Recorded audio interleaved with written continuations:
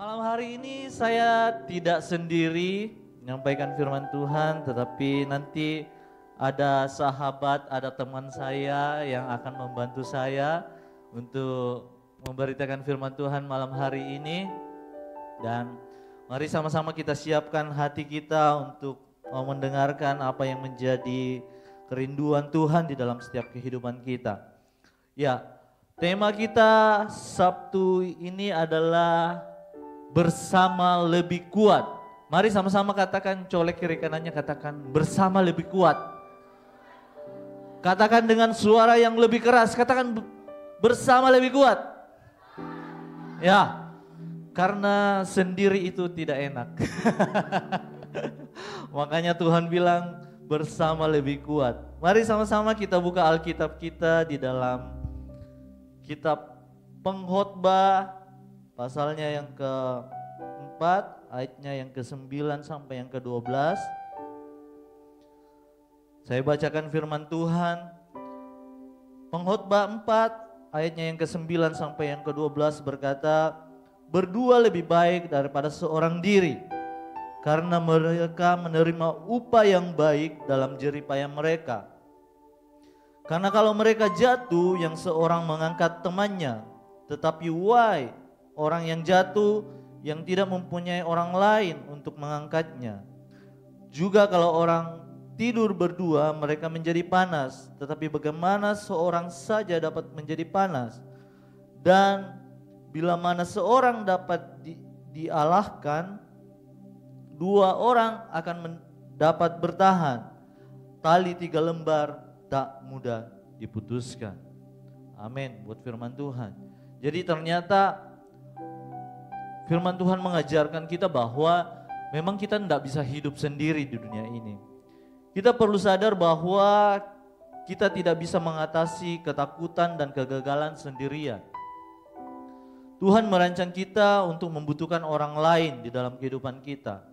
Itulah sebabnya kita perlu jujur bukan hanya kepada Tuhan tetapi juga kepada orang lain tentang godaan, kelemahan, ketakutan dan luka yang kita alami. Jadi di dalam kehidupan ini kita ndak bisa hidup sendiri.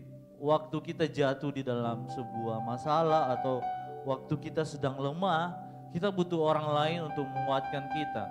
Makanya kenapa firman Tuhan selalu mengajarkan kita bahwa kita penting untuk kita hidup di dalam komunitas atau keluarga Allah. Karena waktu kamu sendiri, waktu kamu jatuh tidak ada orang lain yang dapat menolong kamu. Tetapi waktu kamu hidup di dalam kelompok atau hidup di dalam komunitas Allah, ada orang-orang yang akan memperhatikan kehidupan kita. Ada orang-orang yang akan menolong kita waktu kita jatuh.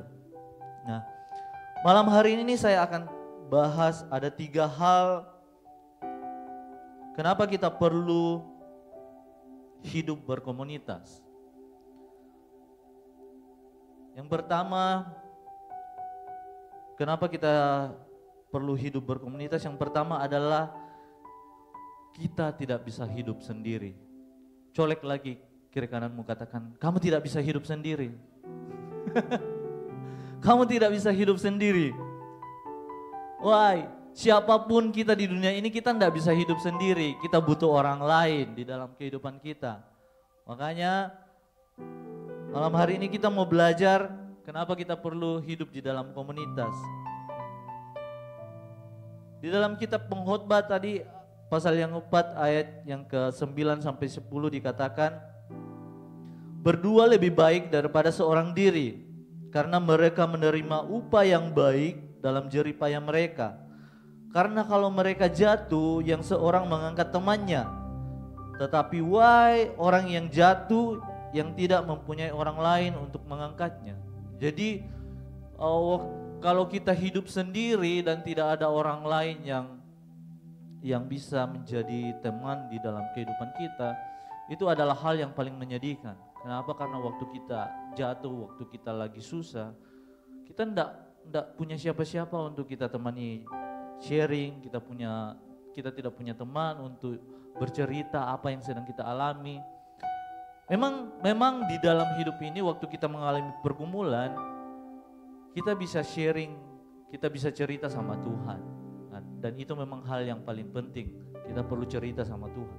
Tetapi ada hal yang lain yang juga kita perlu lakukan di dalam kehidupan kita, yang perlu kita butuhkan di dalam kehidupan kita, bahwa kita perlu orang lain untuk menolong kita.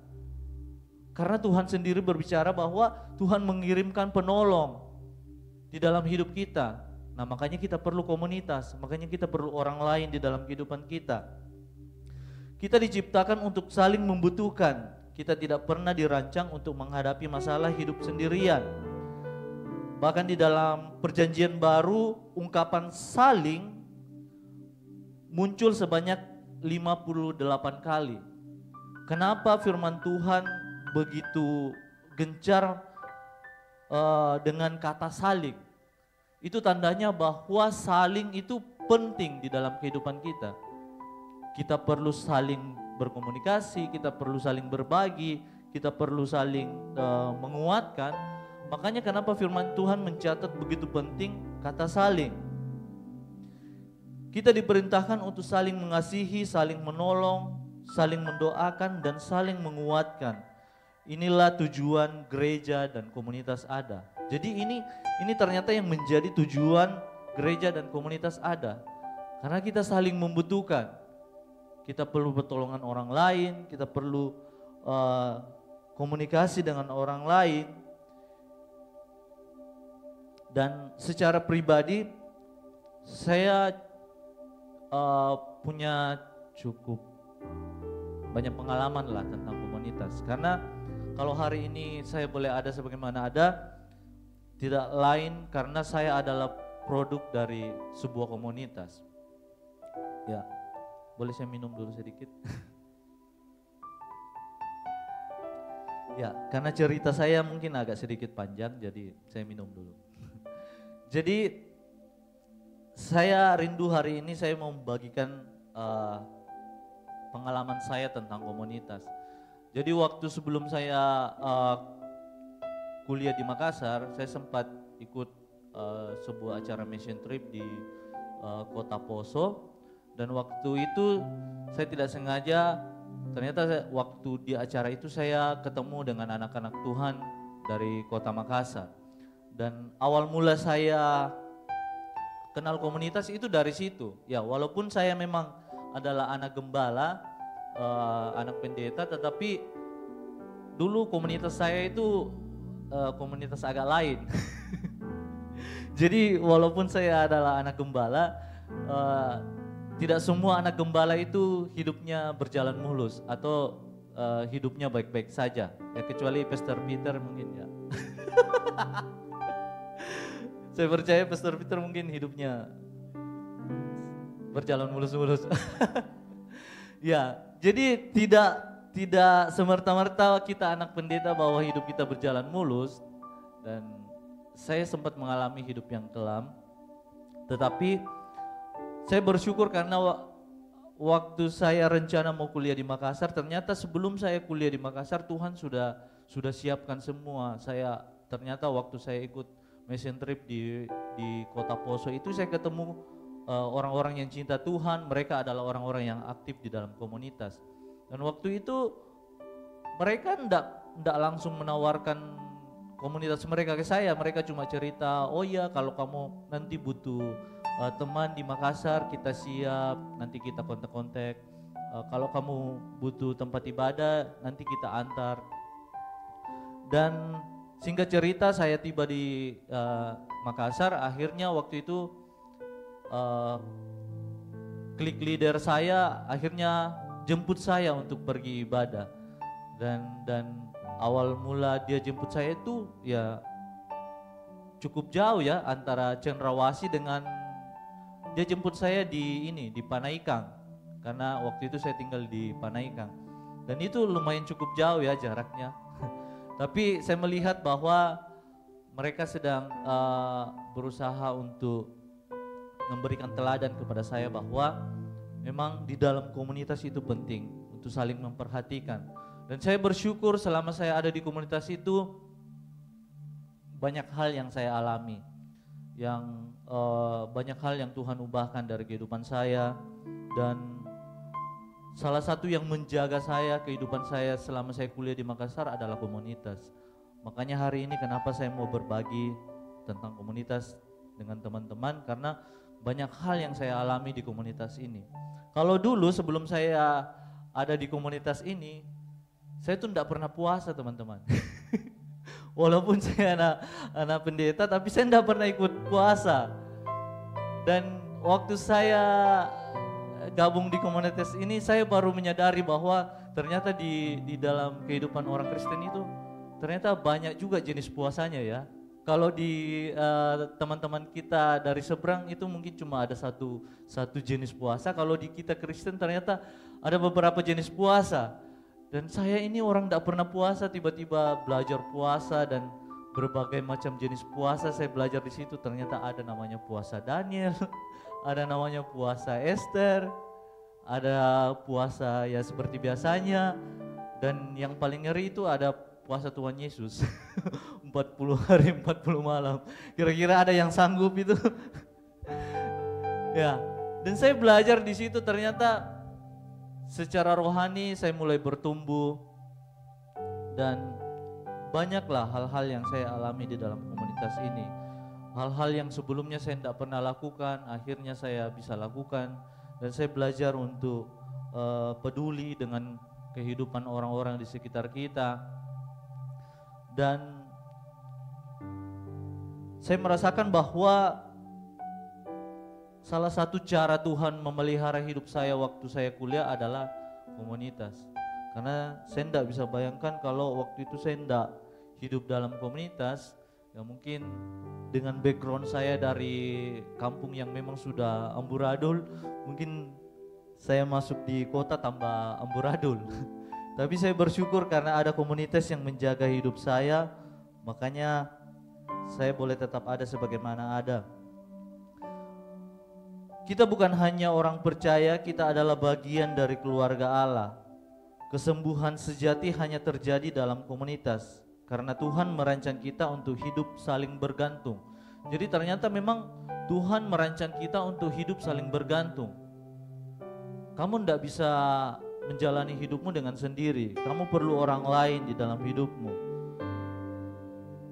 Makanya kita perlu komunitas di dalam kehidupan kita. Dan yang saya alami waktu itu di dalam komunitas, ternyata banyak hal yang kurang dari diri saya. Sedikit demi sedikit mulai diubahkan waktu saya ada di dalam komunitas.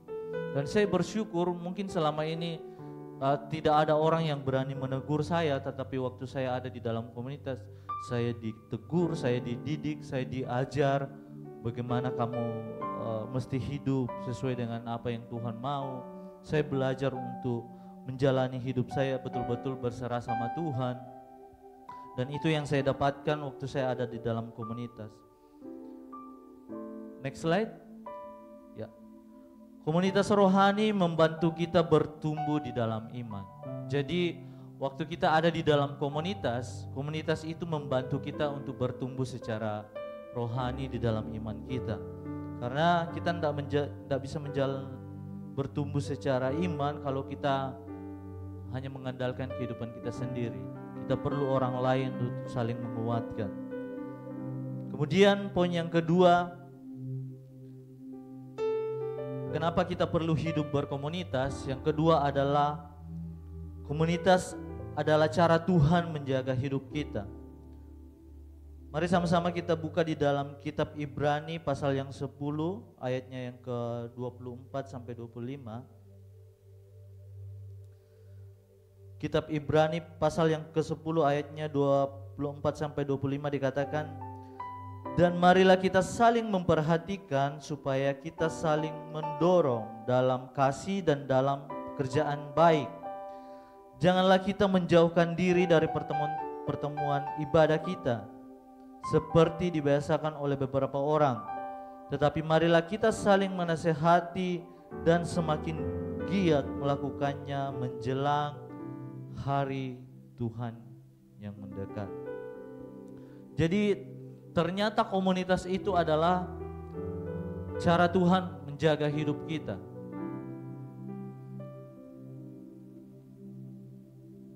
Jadi waktu saya kuliah dulu, saya sebenarnya belum terlalu sungguh-sungguh di dalam Tuhan. Bahkan waktu saya kuliah, saya sudah ada di dalam komunitas, tetapi saya juga sempat terhilang. Saya sempat jauh dari Tuhan. Dan waktu saya terhilang, saya bersyukur karena ada orang-orang yang Tuhan taruh di dalam hidup saya, ada orang yang Tuhan taruh untuk memperhatikan kehidupan saya. Jadi waktu teman-teman ada di dalam komunitas yang benar, sekalipun teman-teman harus jatuh, harus terhilang, tetapi ada orang-orang yang senantiasa peduli dengan kehidupan teman-teman. Jadi waktu saya terhilang, ada teman-teman komunitas saya yang terus mencari saya, terus peduli dengan hidup saya. Ya, bahkan hampir tiap malam mereka tanya kabar saya, kau di mana sekarang? Kenapa kau tidak pernah muncul? Ya mungkin itu hal yang sederhana, tetapi saya percaya itu salah satu caranya Tuhan untuk menjaga hidup saya. Dan orang-orang di komunitas saya waktu itu, meskipun mereka tahu bahwa saya sudah jatuh, saya jauh dari Tuhan, mereka terus mencari saya. Bahkan mereka selalu berusaha supaya saya tetap ada di dalam Tuhan. Mereka cari saya, mereka kadang telepon saya, kamu di mana? Mereka enggak bilang, hei bertobat kok, nanti kau dilaknat Tuhan, tidak. Mereka cuma tanya kabar, hei kau di mana? Ayo gabung, ayo nongkrong, ayo nginap di rumah ini, kita sama-sama nginap. Jadi mereka peduli dengan kehidupan saya. Dan itu yang harusnya terjadi waktu kita di dalam komunitas. Waktu kita terhilang, ada orang-orang yang Tuhan pakai untuk selalu mengingatkan kita bahwa kita perlu kembali ke jalan yang benar. Dan itu yang terjadi waktu saya terhilang. Mereka selalu mencari saya, mereka selalu kasih waktu mereka buat hidup saya. Dan akhirnya saya boleh kembali ke jalan yang benar. Ya, kita tidak bisa pungkiri, ya meskipun kita merasa kuat, tapi kadang-kadang ada saja hal-hal yang membuat kita jatuh. Makanya kita perlu orang-orang di sekitar kita adalah orang-orang yang betul-betul takut akan Tuhan. Karena waktu kita jatuh, ada orang lain yang bisa menolong kita. Waktu kita jatuh, ada leader-leader di kelompok kita yang bisa menolong kita. Waktu kita jatuh, ada gembala-gembala kita di youth yang bisa menjaga kita. Makanya kita perlu senantiasa hidup di dalam komunitas. Jadi banyak hal yang saya alami waktu itu. Bahkan saya sempat bingung untuk cari tempat tinggal di Makassar. Karena waktu itu saya harus keluar dari tempat tinggal saya yang sebelumnya. Dan waktu itu saya betul-betul bingung mau cari tempat tinggal di mana. Dan tahukah saudara, tahukah teman-teman, yang menolong saya waktu itu adalah teman-teman di komunitas saya. Mereka yang sibuk cariin saya tempat tinggal. Dan akhirnya saya harus tinggal dengan orang yang saya tidak kenal sama sekali. Dia orang Chinese, sedangkan saya orang Toraja. Jadi tidak punya hubungan keluarga sama sekali. Tapi yang mempertemukan saya dengan orang itu adalah teman-teman komunitas saya. Orang-orang yang Tuhan taruh di dalam kehidupan saya. Dan saya waktu itu saya diberi tumpangan dan saya bersyukur bahwa orang yang Tuhan pertemukan dengan saya itu ternyata orang yang takut akan Tuhan juga. Dia adalah orang yang cinta Tuhan, dia melayani Tuhan, dia memberikan hidupnya untuk pekerjaan Tuhan. Dan saya bersyukur waktu saya tinggal sama orang itu, saya banyak diberkati, bahkan saya percaya itu salah satu cara Tuhan pelihara hidup saya. Dan orang itu baik sekali buat saya. Dan saya percaya kalau Tuhan yang kasih jalan keluar buat kita, waktu Tuhan yang tolong kita, Dia selalu menolong kita dengan cara yang terbaik. Ya. Dan saya tidak pernah sangka waktu itu bahwa saya akan dipertemukan dengan orang itu. Tapi karena waktu itu saya hidup di dalam komunitas yang takut akan Tuhan, akhirnya Tuhan pertemukan dengan orang-orang yang tepat. Jadi waktu saya susah, waktu saya jatuh di dalam pencobaan, ada orang-orang di sekitar saya yang menolong saya. Nah, saya tidak bisa bayangkan kalau waktu itu saya hidup dengan gaya hidup saya yang tidak takut Tuhan, saya hidup dengan tongkrongan-tongkrongan yang tidak jelas, yang tidak percaya sama Tuhan, yang mungkin ya, saya tidak bisa bicara di depan teman-teman hari ini. Tapi saya percaya itu cara Tuhan menjaga hidup saya. Ya, kita pasti akan mengalami tantangan, kita pasti akan mengalami pencobaan. Ada fase-fase di mana mungkin kita gagal, mungkin kita jatuh. Tetapi waktu kau tetap berada di dalam komunitas yang takut akan Tuhan, saya percaya Tuhan akan terus menjaga hidupmu melalui orang-orang di sekitarmu.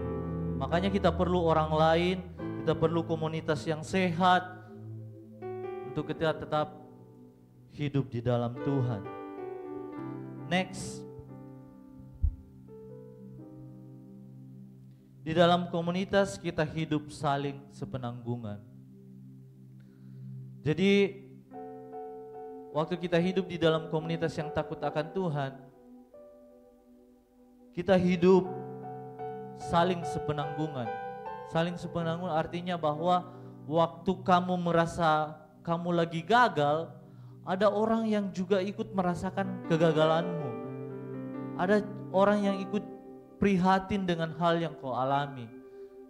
Begitupun sebaliknya, waktu engkau lagi hidup dalam sukacita, orang-orang di sekitarmu juga merasakan hal yang sama. Makanya waktu kamu hidup di dalam komunitas, pastikan kamu betul-betul tertanam. Pastikan kamu betul-betul memberikan hidupmu dengan sepenuh hati. Betul-betul menyerahkan kehidupanmu untuk Tuhan. Karena kamu tidak bisa bertumbuh kalau kamu hidup di dalam komunitas dengan setengah-setengah. Kamu memberikan hidupmu setengah-setengah. Kamu memberikan waktumu setengah-setengah. Makanya kamu harus pastikan bahwa kamu betul-betul sungguh-sungguh menghidupi kehidupan komunitas rohani di dalam hidupmu. Jadi waktu kau punya masalah, kamu bisa cerita sama kakak Moses, bisa cerita sama Koko Peter, Cece JJ, dan semua orang di sini. Kita adalah keluarga Allah. Saya kalau lagi punya masalah, saya pasti cerita ke Pastor Peter. Ya, walaupun mungkin Pastor Peter terbatas untuk menolong saya, tapi setidaknya waktu saya cerita masalahku ke orang lain, kayak saya merasa bahwa saya tidak sendiri begitu yang menanggung bebanku. Saya banyak sharing ke Pastor Peter tentang apa yang saya rasakan dengan pelayanan saya di daerah. Ya, walaupun mungkin Pastor Peter terbatas untuk menolong saya, tapi waktu saya cerita itu ke Pastor Peter, saya merasa bahwa dia juga ikut merasakan apa yang saya rasakan. Dia juga ikut merasakan apa yang menjadi keresahan saya, kegelisahan saya. Dan itu memberikan kelegaan tersendiri kepada saya waktu saya bisa cerita itu kepada orang lain. Makanya kamu perlu orang lain untuk menjadi teman berbagi di dalam hidupmu. Karena sangat menjadikan ya, kalau teman cerita pun kita tidak punya. Sangat menjadikan karena kau berusaha untuk tanggung masalahmu sendiri, kau berusaha untuk menyelesaikan masalahmu sendiri. Ya, kenapa hari-hari ini kita banyak mendengar orang-orang yang pada akhirnya depresi, akhirnya stres. Itu bukan karena mereka orang yang kurang kuat. Saya percaya mereka orang yang kuat, orang yang pintar, tetapi mereka orang-orang yang kekurangan teman untuk berbagi. Ya, kalau kita dilihat di negara Jepang, Jepang ini kurang apa? Mereka adalah negara yang maju, mereka adalah negara yang kaya, popularitas rakyat mereka adalah orang-orang yang punya penghasilan yang cukup. Tetapi kenapa justru angka bunuh diri banyak terjadi di negara Jepang? Karena mereka berusaha untuk mengerjakan semuanya sendiri. Dari pagi sampai malam mereka bekerja, mereka tidak pernah punya waktu untuk berkomunitas, mereka tidak punya waktu untuk cerita tentang apa yang mereka alami di dalam hidupnya. Pada akhirnya mereka berusaha untuk menanggung bebannya sendiri. Dan itu yang membuat mereka akhirnya tidak tahu lagi bagaimana mau menyelesaikan setiap masalah di dalam kehidupannya. Makanya waktu kita hidup sendiri itu adalah hidup yang paling menyedihkan. Ya, makanya hari ini teman-teman perlu memberikan hidup teman-teman hidup di dalam komunitas agar teman-teman bisa punya teman sharing. Minimal teman-teman punya teman curhat di WhatsApp, ya, agar teman-teman tidak salah curhat begitu ya. Curhat ke orang yang tidak takut Tuhan akhirnya justru tersebar kemana-mana. Tapi waktu teman-teman punya teman curhat di gereja, teman cerita, minimal begini, teman-teman ada orang lain yang bisa mendoakan teman-teman. Walaupun mungkin mereka tidak bisa kasih solusi yang begitu, minimal ada orang yang mendoakan hidupmu. Dan saya percaya bahwa waktu ada orang yang mau memberikan hidupnya, mau berdoa buat teman-teman, itu yang akan membuat teman-teman kuat menjalani hidup teman-teman. Ya, saya percaya saya hari ini boleh kuat, ya walaupun saya banyak pergumulan, banyak masalah, hari ini saya boleh kuat karena ada orang-orang yang mendoakan saya. Saya percaya ada Pastor Peter, ada CCJJ di sini yang selalu mendoakan saya, ada Bapak dan Ibu Gembala yang selalu mendoakan saya. Dan itu yang membuat saya tetap ada sebagaimana ada hari ini. Makanya saya himbau buat teman-teman, kamu harus punya saudara rohani. Kamu harus punya saudara rohani. Jadi kamu tidak pernah merasa sendiri di dalam hidupmu. Ya, mungkin itu 2 poin yang saya bagikan hari ini. Dan saya hari ini tidak sendiri, saya panggil teman saya Kakak Tirsa. Ya, nanti di poin yang ketiga ada Kakak Tirsa yang akan sharing. Dan saya melihat wajah yang sangat cerah hari ini karena Kakak Tirsa tidak hidup sendiri lagi. Dan ada Kakak Theo yang sudah pulang. Boleh bangkit berdiri Kakak Theo, lambaikan tangannya. Ya, ini Kakak Theo ini adalah suami dari Kakak Tirsa. Habis wamil, wajib militer. Oke Kakak Tirsa. Haleluya, thank you Pastor Victor. Puji nama Tuhan, shalom. Sekali lagi shalom. Terima kasih banyak Home, terima kasih banyak Pastor Peter dan teman-teman memberikan tempat untuk saya bersaksi di tempat ini. Teman-teman Home, saya Tirza. Bagi yang belum tahu nama lengkap saya Celestine Tirza Kapresi. Saya asal dari Ambon. Saya sekarang sudah jadi orang Makassar karena sudah menikah dan berdomisili sekarang di Makassar. Puji Tuhan. Saya bergabung dengan Home di tempat ini dari 2023. Jadi kalau teman-teman lihat ya simpatisan, pertama kali saya menginjakkan kaki saya di Home tahun 2023.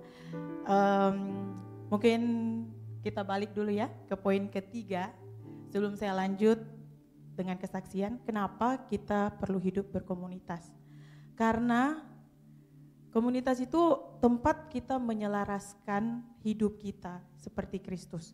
Menyelaraskan pikiran kita, perbuatan kita, pikiran kita, perkataan kita, semua kehidupan kita selaras dengan Kristus. 1 Yohanes 2 ayat 6, ini salah satu firman Tuhan yang selalu saya ingat dimanapun saya berada. Barang siapa mengatakan bahwa ia ada di dalam dia, di dalam Kristus, ia wajib hidup sama seperti Kristus telah hidup. Teman-teman, bicara tentang komunitas, saya seorang anak pendeta, hidup dengan papa dan mama yang melayani Tuhan, dan seluruh kehidupannya dikasihkan untuk melayani orang lain. Bahkan dalam kehidupan saya sebagai Tirsa kecil saat itu, saya merasa kenapa orang tua saya lebih memperhatikan orang lain daripada saya. Kenapa saya nggak bisa kursus, saya nggak bisa ikut les, nggak bisa apa-apa, karena orang tua saya lebih memperhatikan kekurangan orang lain. Perlahan saya baru mengerti teman-teman bahwa itu cara Kristus hidup. Dan suatu hari saya bilang, ya Tuhan, saya sama seperti Yesus saja. Dari kecil Yesus sudah di Bait Allah begitu. Dari kecil saya dan adik saya 2 perempuan, kami selalu dibawa ke gereja. Kalau saya lihat El, kemana-mana ikut papa mamanya pelayanan, seperti itu juga kita. Dan itu jadi satu kebanggaan buat saya dan saya punya adik-adik, bahwa kami hidup di dalam rumah Tuhan. Komunitas, bicara tentang komunitas teman-teman, itu yang Yesus punya. Dari kecil dia hidup dalam komunitas, bahkan memulai pelayanannya pun Yesus panggil murid-muridnya untuk membangun satu komunitas. Saya belajar dari firman Tuhan ini, saya dikuatkan. Tapi melihat kembali saya punya kehidupan, saya punya kepahitan dengan komunitas teman-teman. Mengapa? Karena tahun 2018, saat itu ada goncangan dalam keluarga kami, dan saat itu komunitas yang selama ini sudah terbangun, kami sendiri yang saya melihat bagaimana bapak dan mama saya berjuang saat itu. Dan tahun 2018 karena satu kesalahan ayah saya, kami sekeluarga dikeluarkan dari komunitas itu. Dan itu sebuah kepedihan hati buat Tirsa yang saat itu masih remaja, yang hanya tahu firman Tuhan lewat khotbah, yang hanya kenal Tuhan lewat firman-firman Tuhan yang hanya dibagikan setiap hari Minggu. Itu satu goncangan besar buat kami. Dan tahun itu tahun paling kelam ketika saya harus memutuskan saya tidak mau lagi tinggal di Ambon. Saya bilang, Tuhan, saya mau keluar dari tempat ini karena saya tidak mau hidup dalam kepahitan. Padahal teman-teman, jauh di dasar hati saya kepahitan sekali. Saya sedih sekali. Kenapa orang-orang yang dulunya makan dan tidur dengan saya, mereka menolak saya dan saya punya adik-adik. Ya, kadang-kadang manusia memang seperti itu ya. Tapi satu hari di satu malam saya duduk di bawah saya punya tempat tidur. Saya memandang satu lukisan rajutan saat itu. Dan ada satu kalimat paling lembut Tuhan bisikan kepada saya. Tuhan bilang, kau lihat rajutan itu rajutan yang dibuat tidak sekaligus. Jangan kau lihat apa yang terjadi hari ini, karena mungkin saja yang terjadi hari ini adalah satu titik kecil rajutan itu dimulai. Tunggu dan lihat 1 tahun, 2 tahun, 5 tahun, bahkan 10 tahun yang akan datang, apa yang Tuhan lakukan dalam hidupmu, apa yang aku mau lakukan dalam hidupmu. Itu saya pegang terus teman-teman.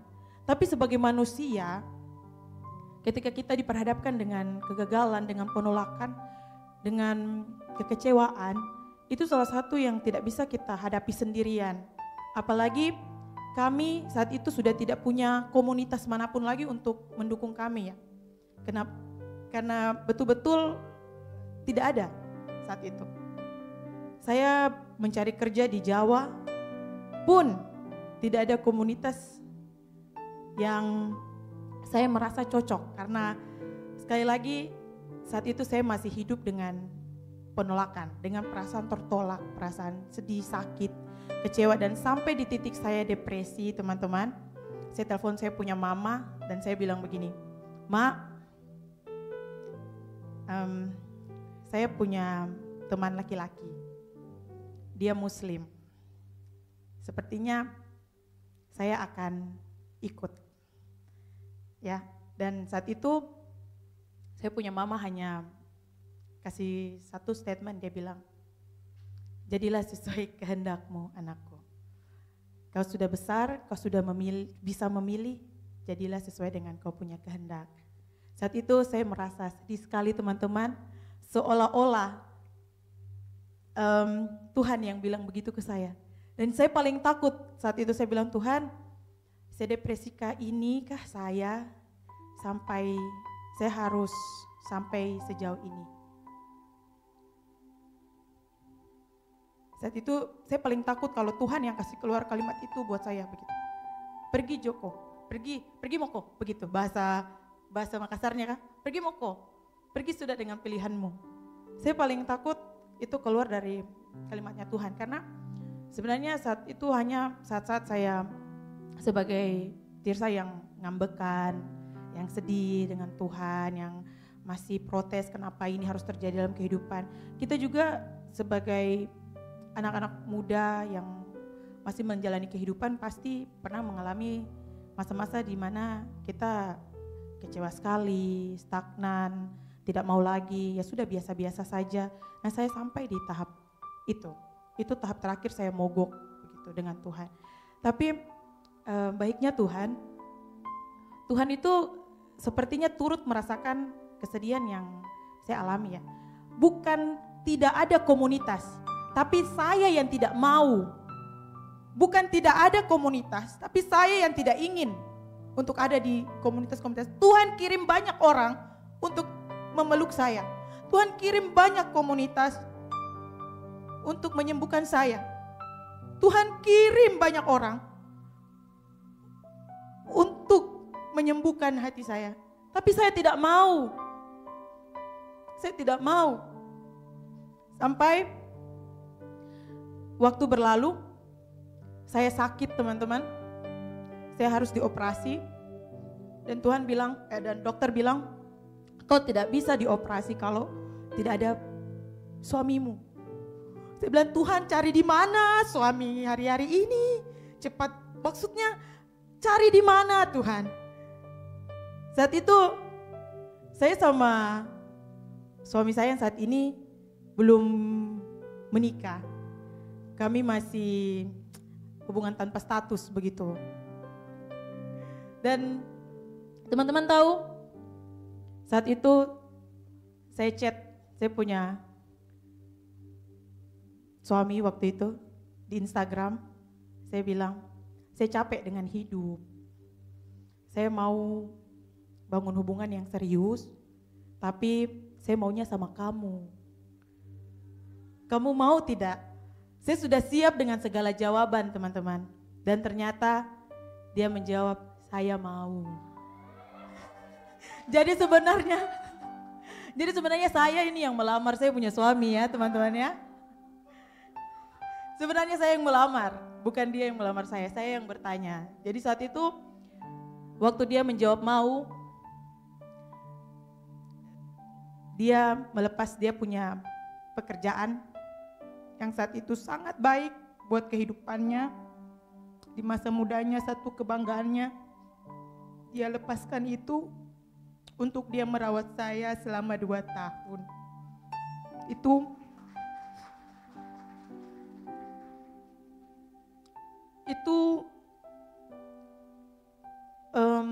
wujud kasih Tuhan dalam saya punya kehidupan, teman-teman. Itu titik awal saya merasakan betul-betul Tuhan sayang dengan saya. Betul-betul Tuhan cinta dengan saya. Betul-betul Tuhan tidak menyerah dengan hidup saya. Dia dan saya adalah komunitas pertama yang saya alami, betul-betul alami Tuhan di dalamnya. Mungkin hanya berdua, teman-teman. Tapi bukankah Adam dan Hawa juga komunitas pertama yang mula-mula Allah bentuk. Saya bilang, Tuhan, seandainya saat itu saya salah pilih, mungkin tidak akan pernah lagi seumur hidupku saya mengalami kasih Tuhan. Tuhan yang kirim dia buat saya. Dan saya paling bersyukur teman-teman, karena ketika masa-masa denial, penolakan itu selesai, di mana masa-masa Tuhan mulai membalut saya punya kehidupan, ketika Tuhan bekerja dalam saya punya hidup lewat sakit penyakit, lewat beberapa kali operasi, Tuhan kirim kami ke tempat ini. Dan itu satu tanda bahwa sudah saatnya kalian tidak berdua lagi. Begitu. Teman-teman paham sampai sini? Sudah saatnya kamu berdua, Tirsa dan Theo, tidak sendiri lagi. Tidak hanya saling menguatkan, tapi kalian juga dikuatkan melalui komunitas lain dan menguatkan teman-teman di komunitas itu. Tuhan kirim kami ke tempat ini. Melalui banyak sekali pergumulan, doa. Tuhan, kami mau bertumbuh. Tapi Tuhan tahu bagaimana perasaanku dulu begitu. Takut patah hati, takut sedih lagi, takut ketemu dengan orang-orang yang gak cocok, yang ditolak lagi. Itu kami bawa semua di kaki Tuhan. Dan teman-teman tahu, kami ke tempat ini hanya melalui Instagram. Saat itu suami saya bilang ke saya, ada satu pendeta, saya selalu diberkati dengan khotbahnya, dengan kesaksiannya, dengan tulisan-tulisannya. Dan suami saya memperkenalkan Pastor Peter kepada saya, yang saat itu hanya melalui sosial media. Sampai hari ini kami datang ke sini, Tuhan begitu baik teman-teman, karena kami datang saat itu tidak langsung bertemu dengan Pastor Peter, kami bertemu dengan Bapak dan Ibu Gembala. Kami datang saat itu hanya untuk berobat, pulang lagi ke Toraja, berobat Makassar, pulang lagi. Tapi Ibu dan Bapak selalu mengenali kami. Ibu dan Bapak selalu mendoakan kami setiap kali kami mau pulang. Itu yang bikin saya bilang, Tuhan, apakah ini tempatnya?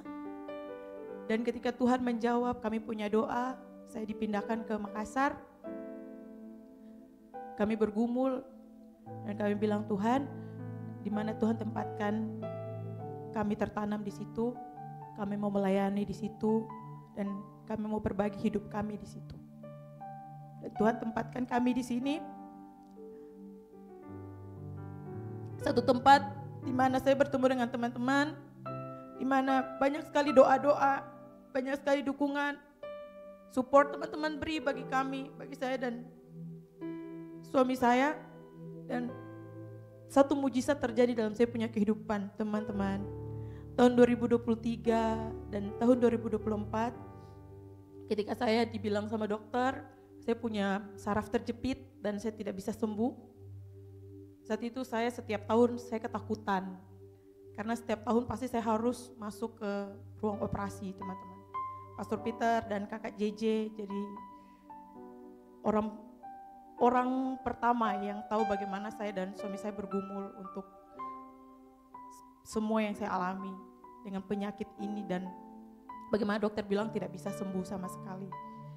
Tapi teman-teman tahu, ketika Tuhan betul-betul tempatkan saya dan Theo di tempat ini, mulai ketika kami berkomitmen, harusnya bulan Juni kemarin saya dioperasi lagi.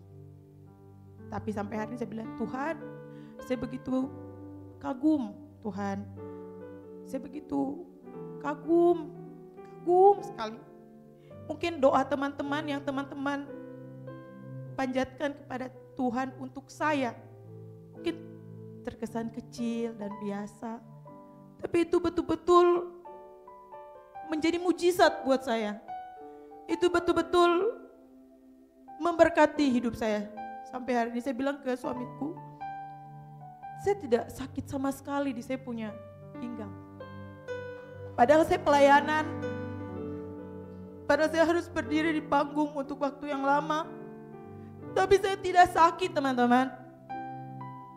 Dan itu satu mujizat yang betul-betul saya dan suami saya alami. Itu betul-betul kebaikan Tuhan. Lagu yang tadi, Kau kuatkan aku bertahan, itu adalah lagu pengantar setiap kali saya ke rumah sakit teman-teman. Dan saya betul-betul melihat betapa Tuhan membuktikan kesetiaannya bagi saya. Yang saya alami semua atas campur tangan Tuhan. Dan saya bersyukur kalau saya boleh ada di dalam komunitas, itu karena Tuhan membawa saya ke situ dan karena saya mau bertumbuh di situ. Tuhan mungkin bisa kasih teman-teman komunitas, tapi kalau teman-teman tidak mau, tidak akan terjadi apa-apa. Teman-teman tidak bisa melihat apa-apa, mungkin sekedar datang dan pulang. Tapi ketika teman-teman betul-betul mau memberikan hati Tuhan, memberikan hati teman-teman kepada Tuhan, apapun yang menjadi pergumulan teman-teman, teman-teman akan bisa lihat sendiri bagaimana Tuhan bekerja. Saya menutup dengan satu ilustrasi tentang kayu bakar. Satu kayu saja yang dibakar tidak akan cukup untuk dipakai memasak, teman-teman. Untuk menjadi berguna, untuk menjadi panas, tidak bisa. Dia harus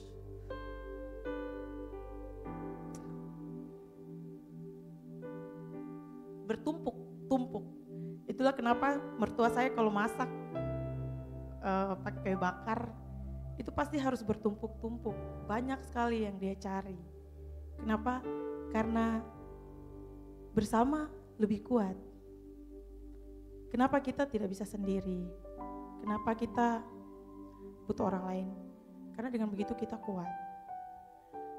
Kenapa Tuhan bawa kita ke komunitas untuk menjaga hidup kita? Dengan begitu kita jadi lebih kuat. Kenapa komunitas itu harus menjadi penting dalam kita punya kehidupan? Karena dengan begitu kita lebih kuat. Poin ketiga itu komunitas menyelaraskan hidup kita seperti Kristus. Next slide. Di dalam komunitas kita bersaksi, kita saling berbagi hidup serupa dengan Kristus.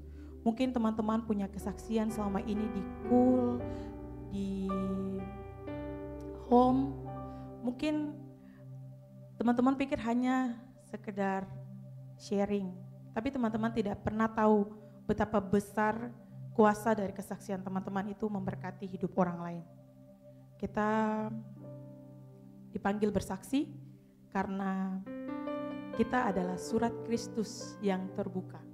Biarlah Tuhan surat Kristus ini terbuka lebar-lebar untuk dibaca oleh orang lain.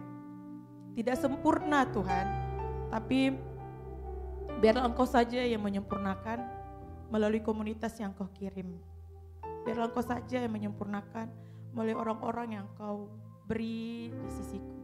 Itu selalu menjadi doa saya, dan biarlah teman-teman juga diberkati melalui kesaksian malam hari ini. Biarlah Tuhan terus bekerja dahsyat, heran, luar biasa dalam kehidupan teman-teman semua. Puji Tuhan. Berikan tepuk tangan dulu untuk Tuhan Yesus Kristus. Saya kembalikan kepada Pastor Victor. Wah, kesaksian yang luar biasa teman-teman. Colek dulu kiri kanannya, katakan kamu ndak boleh sendiri. Kamu ndak boleh sendiri. Jadi kita ndak boleh sendiri menjalani hidup ini. Kita butuh orang lain, kita butuh Tuhan, kita butuh saudara seiman di dalam kehidupan kita. Oke, kembali ke slide yang 3 poin itu. Oke. 3 hal kenapa kita perlu hidup berkomunitas. Yang pertama, kita tidak bisa hidup sendiri. Yang kedua adalah komunitas adalah cara Tuhan menjaga hidup kita. Dan yang ketiga adalah komunitas menyelaraskan hidup kita seperti Kristus. Amin. Saya percaya 3 poin ini dapat membantu kita merenungkan tema kita. Kenapa kita perlu senantiasa hidup bersama karena bersama lebih kuat. Amin. Saya undang WL Singers maju ke depan.